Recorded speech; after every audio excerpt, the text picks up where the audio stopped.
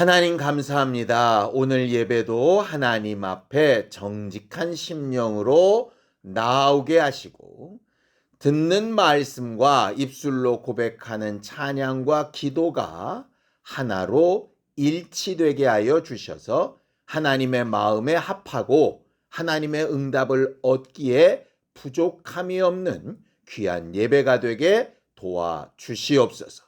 예배를 통하여 마음의 힘을 얻고 삶의 빛을 보며 하나님께서 이끌어 가시는 소망을 얻는 귀한 기회로 삼아 주시옵소서.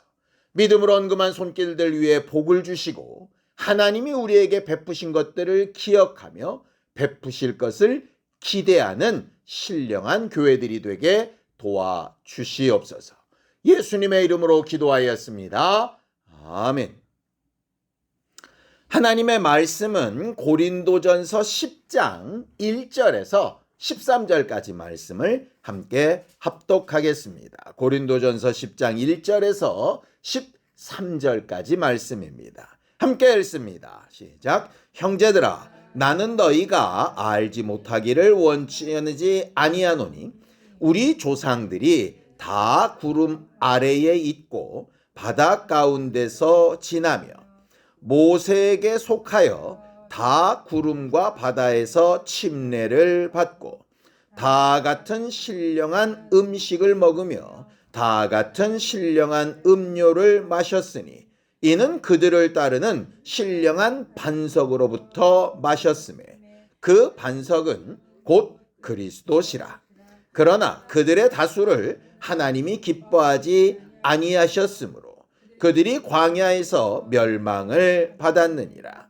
이러한 일은 우리의 본보기가 되어 우리로 하여금 그들이 악을 즐겨한 것 같이 즐겨하는 자가 되지 않게 하려 함이니 그들 가운데 어떤 사람들과 같이 너희는 우상 숭배하는 자가 되지 말라. 기록된 바 백성이 앉아서 먹고 마시며 일어나서 뛰논다 함과 같으니라. 그들 중에 어떤 사람들이 음행하다가 하루에 23,000명이 죽었나니 우리는 그들과 같이 음행하지 말자. 그들 가운데 어떤 사람들이 주를 시험하다가 뱀에게 멸망하였나니 우리는 그들과 같이 시험하지 말자. 그들 가운데 어떤 사람들이 원망하다가 멸망시키는 자에게 멸망하였나니 너희는 그들과 같이 원망하지 말라. 그들에게 일어난 이런 일은 본보기가 되고 또한 말세를 만난 우리를 깨우치기 위하여 기록되었느니라. 그런즉 선줄로 생각하는 자는 넘어질까 조심하라. 사람이 감당할 시험 밖에는 너희가 당한 것이 없나니 오직 하나님은 미쁘사 너희가 감당하지 못할 시험당함을 허락하지 아니하시고 시험당할 즈음에 또한 피할 길을 내사 너희로 능히 감당하게 하시느니라.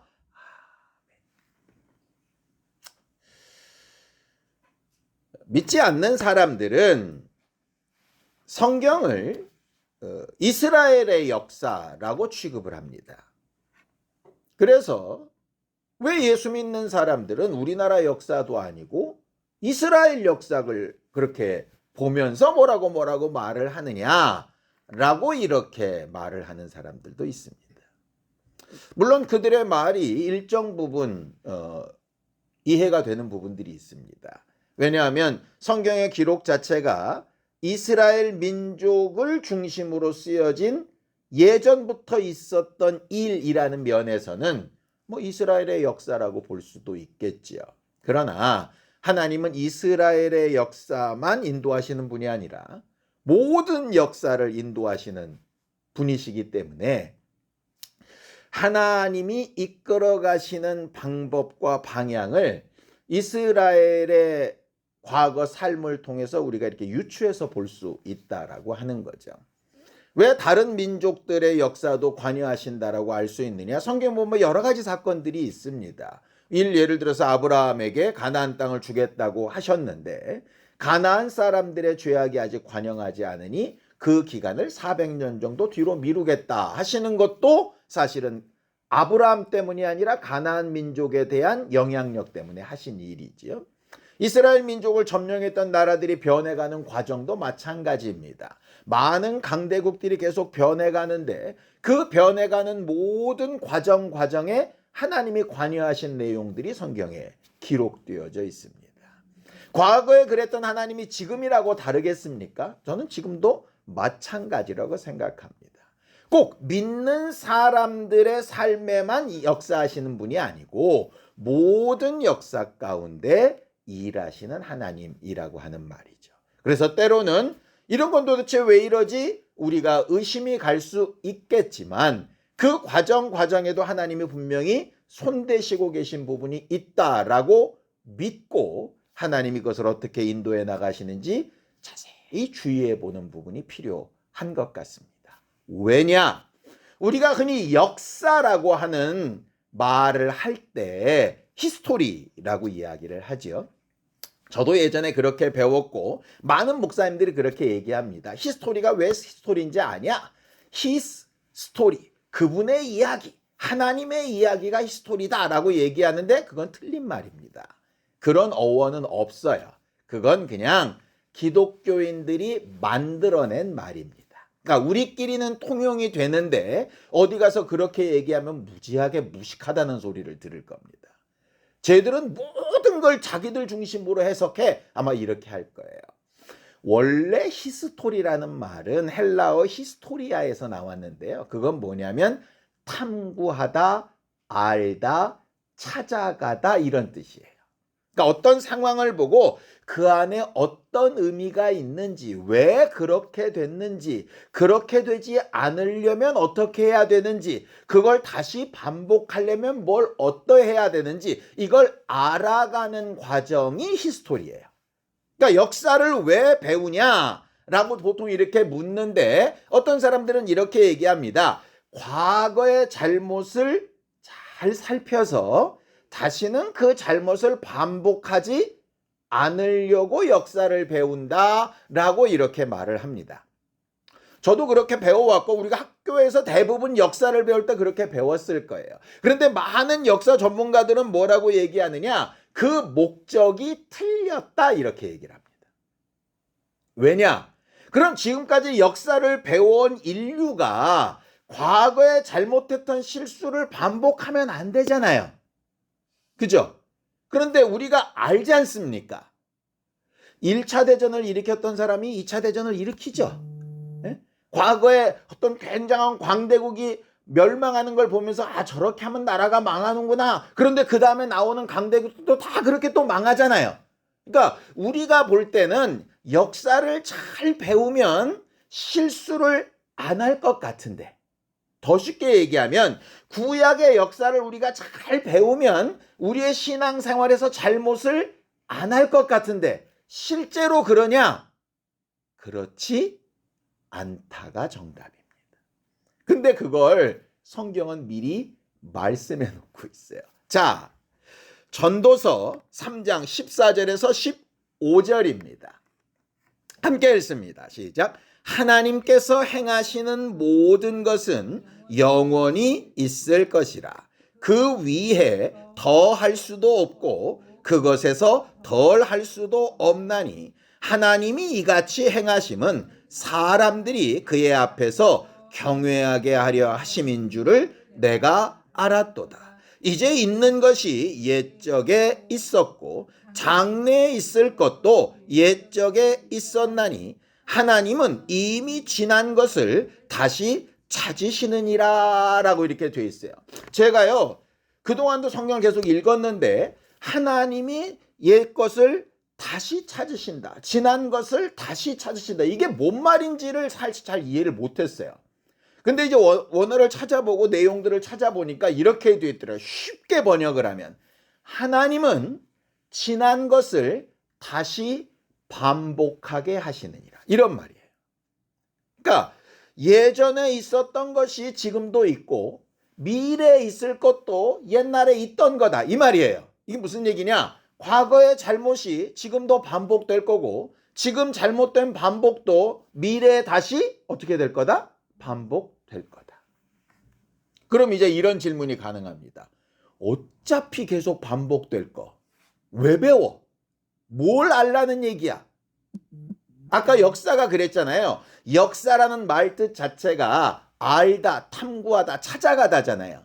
그러니까 우리는 자꾸 목적을 과거에 잘못했던 걸 안 해야 돼 라는 목적을 두고 찾아가다 보니까 계속 실패하는 거예요. 왜냐? 과거에 잘못했던 걸 또 잘못할 거거든요.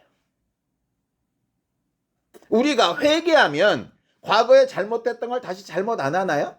또 하죠. 그러면서 니들은 맨날 죄짓고 회개하고 죄짓고 회개하고 그게 무슨 의미가 있냐? 이렇게 얘기를 합니다. 저도 그렇게 말했던 때가 있었고 질책하고 징계하고 사람들 마음을 무겁게 했던 때가 있었습니다. 그런데 오늘 아까 전도서 말씀에 딱 있어요. 하나님께서 그걸 계속 반복하게 하시는 이유의 목적은 그것을 반복하지 않기 위해서가 아니라 반복해가는 과정 가운데 뭘 깨닫느냐? 아, 하나님만 온전하시구나. 하나님을 경외하게 하려 하심인 줄 알았도다. 이렇게 말을 하고 있죠. 이런 겁니다. 우리가 사람들을 볼 때, 야, 저거 지난번에 잘못했다 그러더니 또 저러고 있네. 도대체 왜 저러냐? 이렇게 말하기가 쉬운데, 이렇게 말해야 된다는 거죠. 야, 전에 잘못했다 그랬는데 또 잘못하는 걸 보니 역시 사람은 연약하구나. 근데 이게 남을 대할 때요. 나를 대할 때는 내가 분명히 회개하고 그렇게 잘 안 해보려고, 그렇게 안 살아보려고 했는데 또 이렇게 됐네. 난 왜 이러지? 연약하지만 하나님의 도우심을 얻어야지. 이렇게 돼야 되는 거예요. 근데 사람들이 대부분 어떻게 했느냐? 너는 왜 또 그러냐? 이렇게 얘기하고, 나는 연약하잖아. 이렇게 얘기하는 거예요. 내가 연약하면 저 사람도 연약한 거예요. 너 왜 그래? 그럼 나도 왜 그래? 그래야 되는 거예요. 근데 자꾸 이게 어그러지는 거죠. 성경이 말하는 바는 우리는 계속 실수하고 잘못하고 죄지며 살아갈 거다. 이게 정해졌어요. 그럼 어떻게 해야 되느냐? 매 순간 하나님의 도우심이 필요한 사람이라는 걸 깨닫고 깨달아야 되는 거예요. 그러니까 어쩔 수 없는 운명이야도 아니고, 우리는 왜 이 모양밖에 안 되지도 아니고, 그 중간에서 끝까지 조심하며 우리의 위치를 지켜가는 게 굉장히 필요하다는 거죠. 그리고 나한테 그런 은혜가 필요하다면 누구한테도, 저 사람에게도 그게 필요한 거예요. 그걸 아는 게 중요하다는 겁니다. 오늘 본문에 나오는 이스라엘의 과거 역사, 그것도 특별히 출애굽하고 광야 생활하는 역사는 아주 똑같은 내용을 가르쳐 줍니다. 아주 판박이죠. 그래서 사도행전 7장 38절에는 스데반이 이렇게 설교를 합니다. 우리가 출애굽하여 광야를 지날 때 있었던 광야 교회에서는 이렇게 설명을 해요. 그러니까 광야 교회와 지금 교회가 같다는 얘기예요. 6월절 어린 양의 피와 예수 그리스도의 보혈이 같죠. 그리고 침례를 받는 것과 홍해 바다를 건너는 것이 같습니다. 또 만나를 먹고 샘물을 마시는 것과 말씀과 성령으로 공급받는 것도 같습니다. 광야 생활 내내 앞장서서 인도하는 구름기둥과 불기둥, 보이는 모세와 같은 인도자가 필요한 것도 맞습니다. 성경 안에 있는 것처럼 우리는 교회에서 목회자를 따라 교회의 조직을 따라 보면서 가잖아요. 그리고 언젠가 요단강을 건너듯이 우리는 죽음을 건널 거고, 약속된 가나안 땅에 들어가는 것처럼 천국에 들어가게 될 겁니다. 결국 출애굽해서 가나안까지 가는 여정이 우리가 하늘 가는 여정과 똑같은 거예요. 그럼 우리가 지금 있는 것이 광야교회라고 한다면 필요한 것이 뭡니까? 만나를 얻듯이 매일매일 하나님의 말씀이 공급돼야죠. 그죠? 반석에서부터 물이 나오듯이 예수 그리스도를 통해 오신 성령이 내게 계속 생명력과 힘을 공급해 주셔야죠. 보여지는 구름기둥과 불기둥 모세처럼 앞에서 인도하는 목회자나 교회가 필요하죠.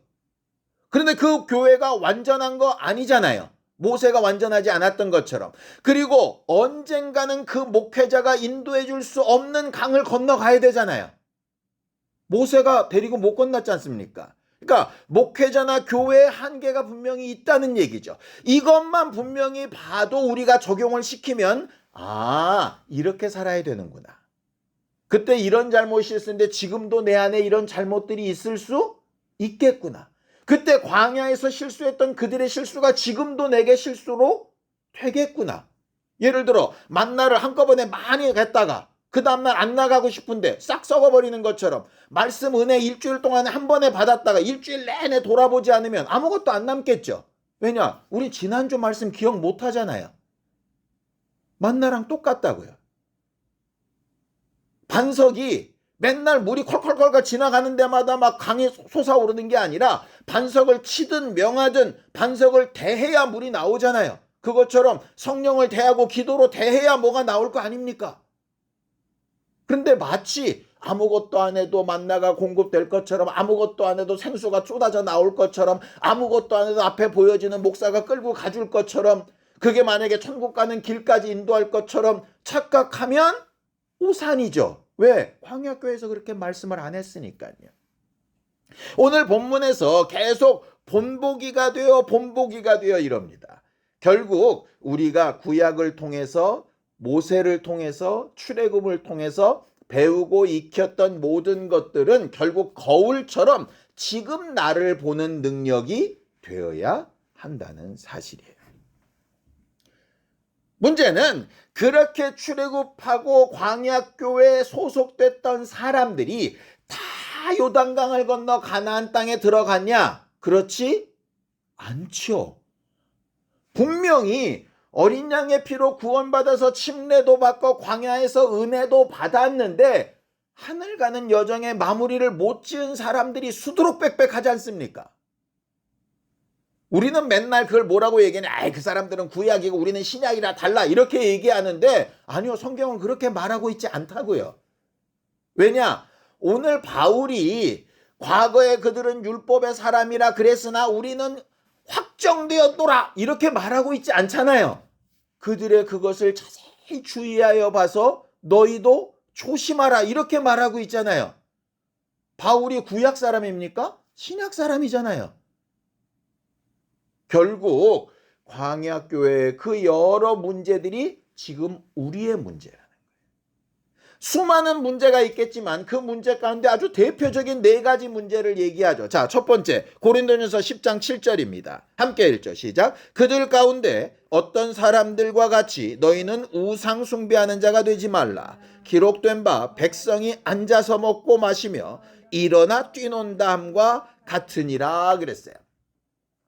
그들이 우상 숭배를 하죠. 금송아지를 만들었습니다. 금송아지를 안 만들었을 때는 우상 숭배를 안 했나요? 아니요. 금송아지를 만들게 된 계기가 뭐냐? 모세가 안 보여서입니다.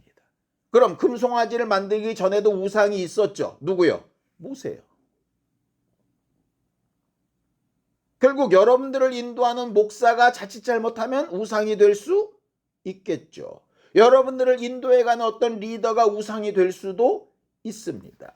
그런데 그런 우상은 왜 생기느냐? 오늘 뭐라고 되어 있느냐? 너희가 앉아서 먹고 마시며 일어나 뛰논다. 이게 무슨 얘기냐면 지가 앉고 싶으면 앉고 일어나고 싶으면 일어나고 뛰놀고 싶으면 뛰놀고 먹고 싶으면 먹겠다는 얘기예요.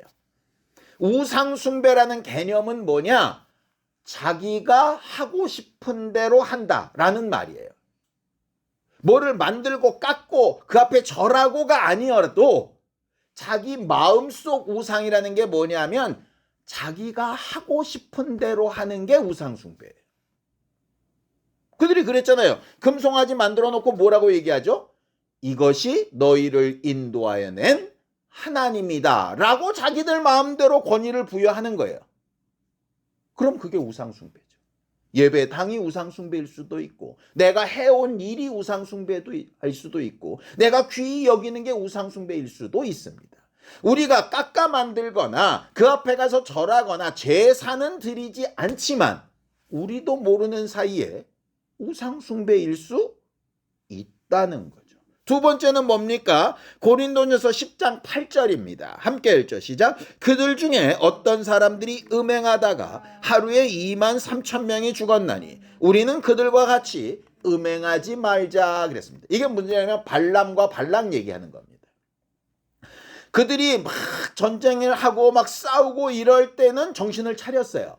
근데 화평하자 평화하자 한 다음에 모압 사람들과 엮여가지고 모압 사람들의 문화가 좋아 보이니까 함께 가서 음행을 막 저지른 거거든요.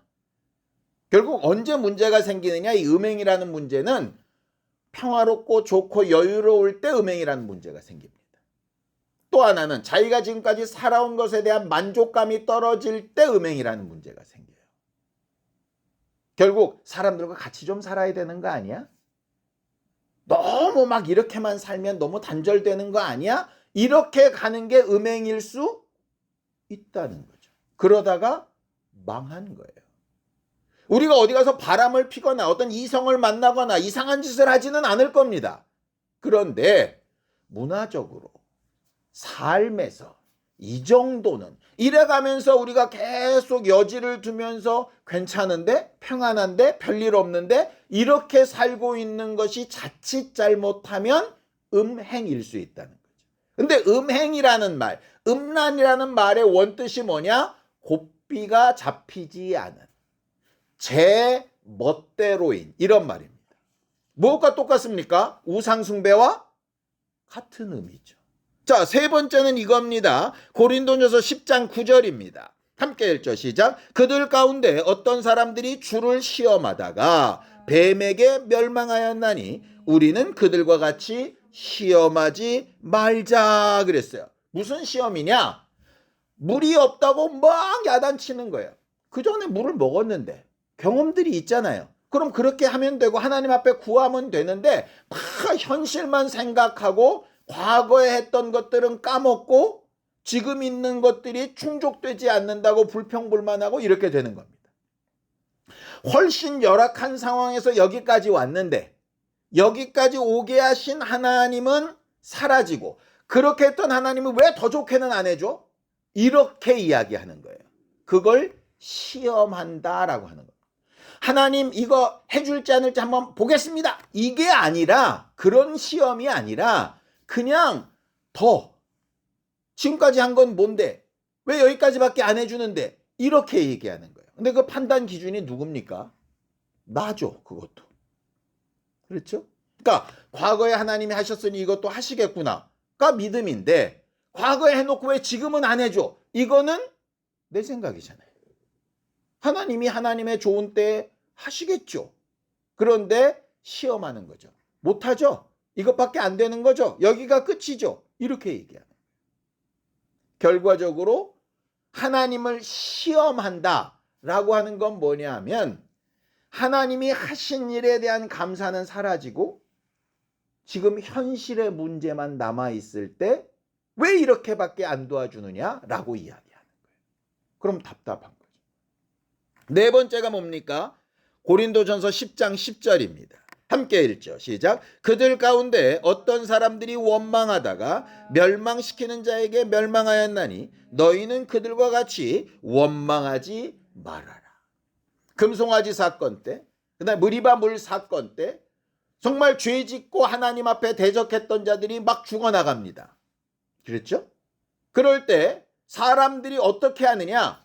모세와 아론을 원망합니다. 왜 은혜로 용서 안 하고 저렇게 다 죽게 내버려두냐? 아니 데리고 나오셨으면 책임을 져야지 왜 광야에서 죽게 만드냐? 그런 하나님이 어딨냐? 막 이렇게 얘기하는 거예요. 그들의 원망은 결과적으로 뭐냐면요. 나 같으면 이렇게 안 해. 이런 얘기예요. 하나님보다 낫다는 거예요. 좀 은혜로 하지. 리더들이 말이야. 막 이래가면서 얘기하는 거예요. 근데 그런 사람들을 리더 시켜놓으면 리더 잘 못합니다. 그냥 한 다리 건너서 제3자로 말은 잘하는데 실제로 그 일을 갖다 놓으면 못할 사람들이에요. 그런데 뭐만 하느냐? 계속 불평불만하고 원망만 하는 거예요. 이 네 가지가 너무 동일한데요. 우상숭배도 음행도 주를 시험하는 것도 원망도 결국 다 어디서 출발하냐? 여기서부터 출발합니다. 많은 사람들이 우상숭배, 음행, 주를 시험, 원망 이렇게 할 때 아유 나는 대놓고 우상숭배 한 적이 없어. 우리 제사 없앤 지가 언젠데. 음행은 무슨 난 가정을 잘 지키는 사람이야. 아 내가 언제 주를 시험했어. 기도하고 내가 예배도 안 빠지고 잘하고 있는데. 나는 대놓고 원망한 적이 없어. 좀 서운한 건 있으나 뭐 그 정도는 뭐 이렇게 생각할 수 있어요.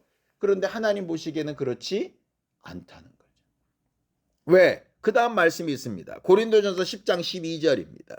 함께 읽습니다. 시작. 그런즉 선줄로 생각하는 자는 넘어질까 조심하라. 우상숭배나 음행이나 주를 시험하는 일이나 또 원망하는 일이 내게도 있구나 라고 인정하면 뭐가 될까요? 회개가 되겠죠. 그런데 나는 그런 것과는 거리가 멀어. 그거 생각하면 누구 생각나네. 누구. 이렇게 되면 넘어진다는 거예요. 여러분들 운전해 보시니까 다 아실 텐데 운전할 때 사고가 물론 운전 초기에 가벼운 접촉사고들이 많이 나긴 합니다. 왜? 익숙하지 않으니까요. 그러나 진짜 큰 사고는 언제 나죠? 잘한다고 할 때 큰 사고가 납니다. 초보 때는 그렇게 큰 사고가 나질 않습니다. 근데 잘한다고 생각하면 엄청난 사고가 나죠. 꽤 됐는데요. 시청 앞에서 한번 어떤 차가 막 역주행해가지고 사람들 많이 죽였었잖아요. 그거 막 무슨 뭐 급발진이는 어쨌든 결국 급발진이 아닌 걸로 이렇게 나왔습니다. 근데 그 사람 기자들 앞에 서서 뭐라 그러죠? 내가 30몇 년 동안 운전했고 버스 기사만 몇 년 한 내가 베테랑이라고. 내가 실수할 일이 있겠냐고 이렇게 얘기했어요. 결국 뭐냐? 나는 괜찮은 사람이야 하는 순간에 뭐가 생기느냐? 문제가 생기는 거예요. 왜냐? 나는 절대로 괜찮은 사람일 수 없거든요. 과거에 살던 삶이 여전히 지금도 계속 반복되고 있을 테니까요. 그게 적나라하게 드러났던 게 과거라면 지금은 그렇게 적나라하게 드러나지는 않은데 이 안에 있는 거예요. 우리가 지난주에 기드온 사건을 한번 생각해 봅시다. 기드온이 굉장히 하나님 앞에 잘 살았을 때요. 그 다음에 삶이 그렇게까지 차이 나지 않습니다. 근데 어디가 차이가 나네? 여기가 차이가 나요. 나는 작습니다. 못합니다. 안 됩니다. 내가 뭘 합니까? 이랬던 마음이 어떻게 바뀌죠?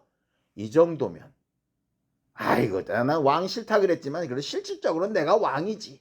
제사장인데 저 제사장보단 내가 낫지. 이게 결국은 문제를 일으켰던 거잖아요. 그 똑같은 대비가 누구한테 일어나죠? 사울 왕에게 나타나잖아요. 사울 왕이 처음에는 왕 되기가 무섭고 두려워서 막 마차 밑에 막 숨었던 사람 아닙니까? 수레 밑에. 그래도 나중에는 하나님이 다윗으로 바꾸셨다고 하는데도 인정 못하고 다윗을 죽이려고 했던 게 사울이잖아요. 결국 여기가 높아지고 나는 어느 정도 괜찮아 하는 순간부터 문제가 생기는 거예요. 그럼 어떻게 해야 이거를 끌어내려서 겸손할 수 있을까? 아이러니하게도 우리에게 어려움이 있고 아픔이 있고 뭔가 안 되는 일이 있고 답답함이 있고 내 한계가 느껴지고 이거 어떻게 해야 되지? 도무지 상황을 모르겠고 하는 순간이 어찌 보면 매우 괴롭고 답답하고 속상한 일이지만 사실 그때가 하나님을 경외하고 내 문제를 깨닫고 하나님 앞에 내 것을 내려놓고 선줄로 생각하는 게 아니라 이것밖에 안 되는구나 라고 고백할 수 있을 진짜 은혜의 때일 수 있는. 사도 바울이 자기 자신에 대하여 고백했던 말씀으로 설교를 마무리하려고 합니다. 빌립보서 3장 7절에서 8절입니다. 함께 읽습니다. 시작. 그러나 무엇이든지 내게 유익하던 것을 내가 그리스도를 위하여 다 해로 여길 뿐더러 또한 모든 것을 해로 여김은 내 주 그리스도 예수를 아는 지식이 가장 고상하기 때문이라. 내가 그를 위하여 모든 것을 잃어버리고 배설물로 여김은 그리스도를 얻으려는 이유다라고 말하죠. 예수께서 바리새인과 서기관들과 제사장들에게 이렇게 말씀하십니다. 너희가 보지 못한다 하면 길이 있었을 텐데 스스로 본다 하니 방법이 없다라고 말씀하시죠. 그게 꼭 바리새인과 서기관뿐이겠습니까? 우리도 그렇지 않겠습니까? 우리가 지금까지 잘 해온 일에 대해서 자긍심을 갖지 말라는 얘기 아닙니다. 과거에 정말 형편없던 인생이 예수 만나고 여러 가지 은혜의 과정을 통해서 여기까지 이르도록 성장시키시고 하나님께서 높여주시고 영광받게 하시고 은혜받게 하신 건 정말 감사하고 감격스러운 일 맞습니다. 그런데 그게 내가 잘해서도 아니고 그런 일이 있었다라고 해서 내가 근원적으로 달라진 사람도 아니고 남과 비교해서 뭔가 특별한 존재도 아니고 남들과 비교할 때 내가 함부로 판단하고 말할 수 있는 자격을 가지게 된 것도 아니라는 사실을 좀 인정해야 된다는 거예요. 그렇지 않으면 앉아서 넘어지는 사람은 적게 다치지만 서서 있는 사람은 크게 다칩니다. 결과적으로 나한테 유익이 없는 거예요. 그래서 그냥 앉고 싶다고 앉고 서고 싶다고 서고 뛰어댕기라는 얘기가 아니라 하나님의 말씀에 따라 앉을 때와 설 때도 인도함을 얻고 해야 될 때와 말 때도 인도함을 얻고 내 판단이 과연 옳은가, 내 생각이 과연 하나님의 생각보다 나은가 생각해보고 탐구하고 자세히 찾아보는 그런 열정이나 그런 열심이나 그런 겸손함이 우리한테 있기를 기도하고 조심해야 된다는 얘기예요. 하늘 가는 여정 가운데 여러 가지 큰 일들을 만나게 될 겁니다. 그때마다 여호수아와 갈렙처럼 결정적인 선택들을 조심스럽게 잘 해나가면서 마지막 요단강을 건너 어느 누구도 나를 인도할 수 없는 그때에 하나님께서 약속하신 땅에 들어가 영광을 얻고 하나님의 기쁨으로 충만하게 되어지는 우리 모두가 되기를 예수님의 이름으로 축원합니다. 함께 기도하시겠습니다. 하나님 아버지, 하나님께서 우리 모두를 도우시고 인도하여 주셔서 하나님 앞에 우리가 스스로 겸손하고 겸비하고 조심스럽게 되게 하여 주셔서 마치 내가 무엇인가 하고 있는 것 같다면 그것을 조심스럽게 여기고 뭔가 잘해온 것 같다면 그것을 자세히 주의하여 볼 수 있게 하시고 내가 뭔가 이룬 것 같다면 그 이루어진 일들이 과연 어디로부터 온 것인가를 잃어버리지 않기 위하여 지혜롭고 겸손한 심령을 구하는 우리 모두가 되게 하여 주옵소서. 반대로 무엇이 어렵고 힘들고 답답하고 안 되어서 정말 괴롭고 힘들고 원망스럽고 하나님 앞에 토로하고 싶은 마음이 있을 때 정직한 심령으로 하나님 앞에 나아가 말하고 하나님의 은혜와 긍휼을 구하고 하나님의 경외하심을 회복하여서 하나님께서 이끌어 가시는 증거를 바라보며 마지막 주님 앞에 서게 되는 그날까지 그 발걸음을 잘 유지할 수 있는 지혜로운 우리 모두가 되게 도우시고 역사하여 주시옵소서. 하나님, 우리는 정말 지옥에 갈 수밖에 없었던 죄인이었는데 주의 은혜로 여기까지 이르러서 하나님의 자녀가 되고 교회가 되고 성령과 능력과 은혜를 체험하며 여러 가지 일들을 통해 이 자리에 서 있는 사람들입니다.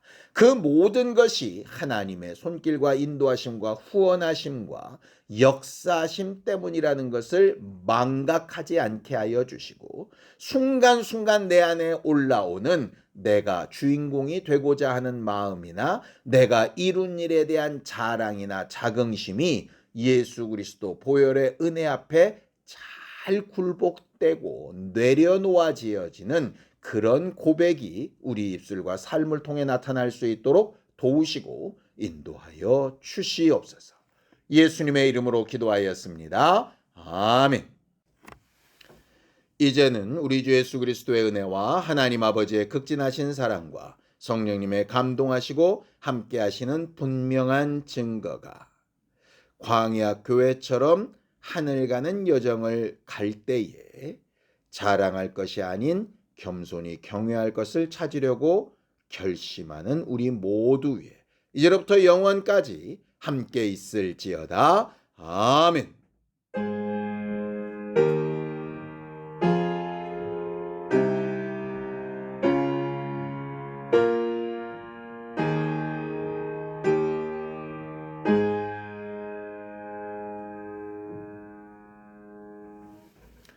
주의 은혜에 늘 감사할 줄 아는 우리 모두가 되기 바랍니다. 수고하셨습니다. 감사합니다.